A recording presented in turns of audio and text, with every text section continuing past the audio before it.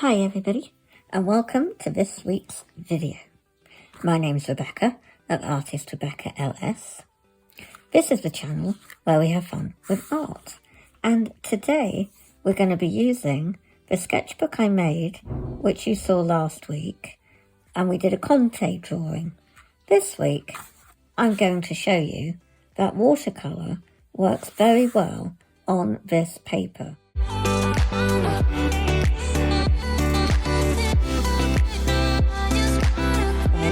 Bourgeois.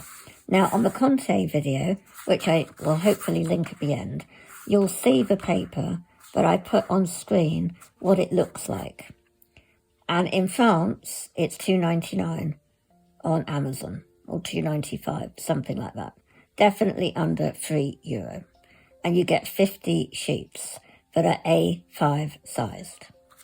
So, I've got my Syndac roll to the right of me, and I'm going to get my art toolkit out. Again, I've done a video of this on my channel,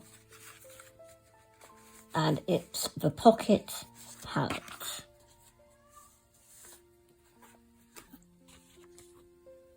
And I'm going to get my water brush that is from Rosemary and Co.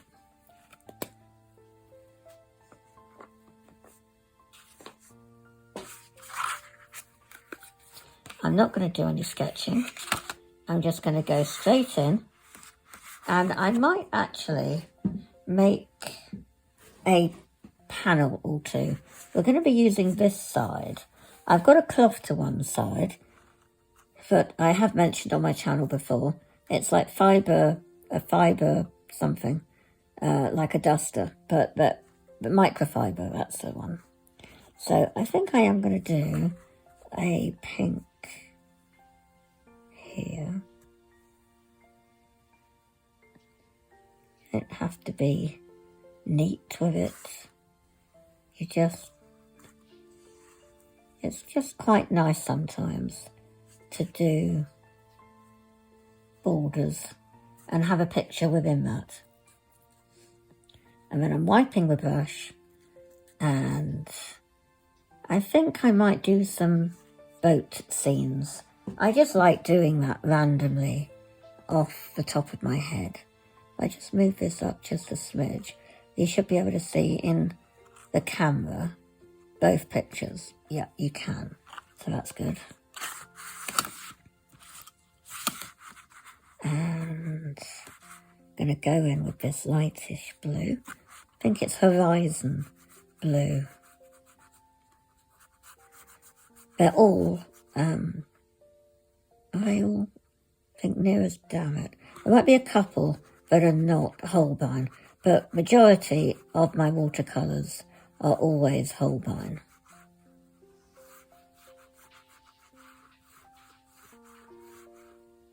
Then I'll switch it up. I'm going to use this blue for the sky on this one.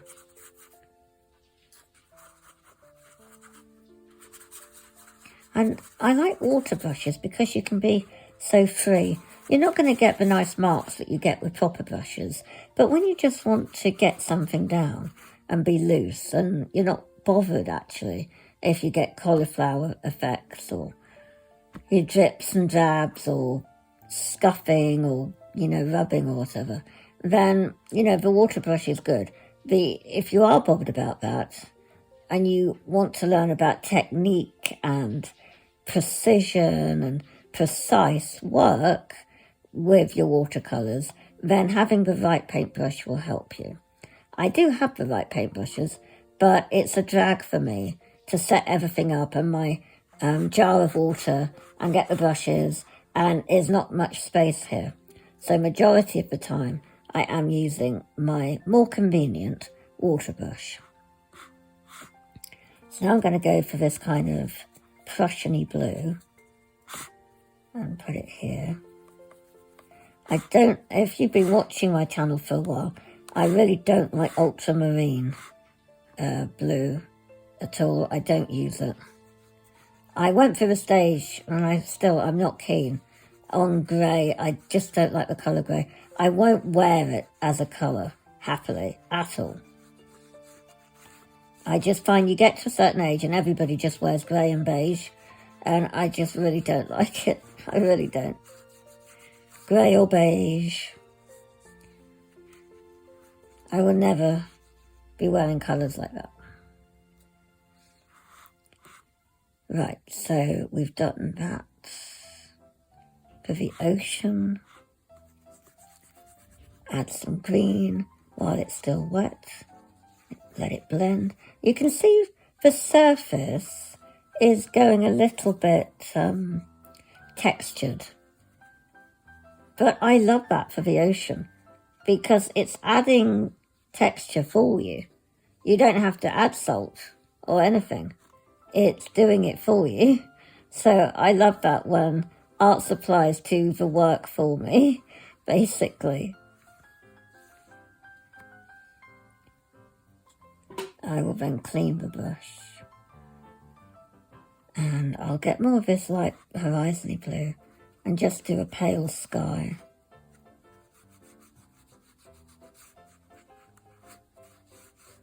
It's really simple. You don't have to get stressed about first page stress of a sketchbook, especially if you've made it yourself with cheap paper. This, I'm really amazed. Number one, I actually learnt to do Coptic stitch correctly, which is a miracle in itself. And number two, the paper is brilliant for everything that I like to do. It will cope with the ink.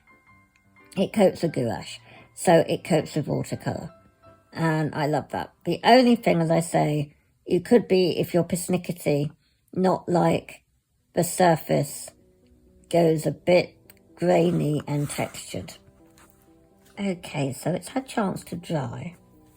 And you can see it's creating waves on its own up close. In the foreground, you've got higher waves than in the distance. So I love that. It does it itself. And down here, we'll do another bit of more Caribbean type of water with this horizon blue. With water brushes, you have got more water that comes out. So quite often a lot of artists will find that's a problem because there's no water control. Now, on quite a lot, which I don't like, you have to keep squeezing and squeezing and squeezing to get any water, or squeeze at the same time, and the flow is just no good.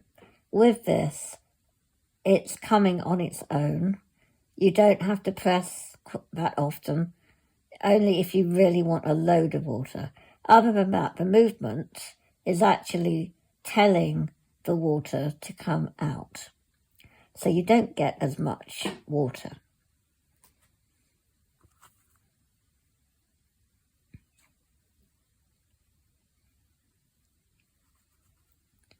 I'll use this primary blue while this is still wet, just to add a bit of different green. There we are.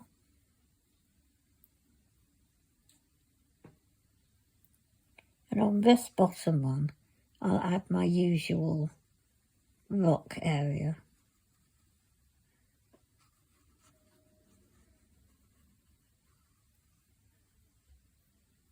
And on the other one, I might actually do a distant kind of hill.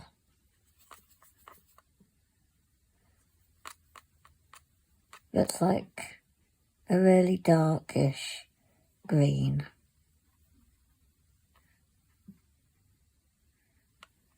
I'm just doing a dark green by adding the primary blue, the neutral tint, and some already darkish green that I've got built in the pan already. You can see my pans are getting a bit empty, but it has lasted me. I am actually quite staggered how it's lasted with how much I use. It's lasting a long time, these colours.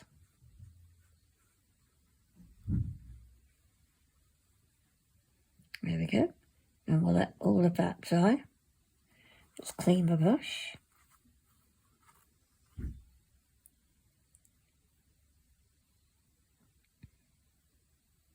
I still think I have to add boats. It's not complete without a boat. So I'm going to get this brown. Definitely going to have to fill the brown up soon. Almost out. You can see what I'm heaviest on, can't you? Browns, blues, yellows, greens, amber pink. All of them, actually. That's why I've got them, these colours, because I use them the most, basically.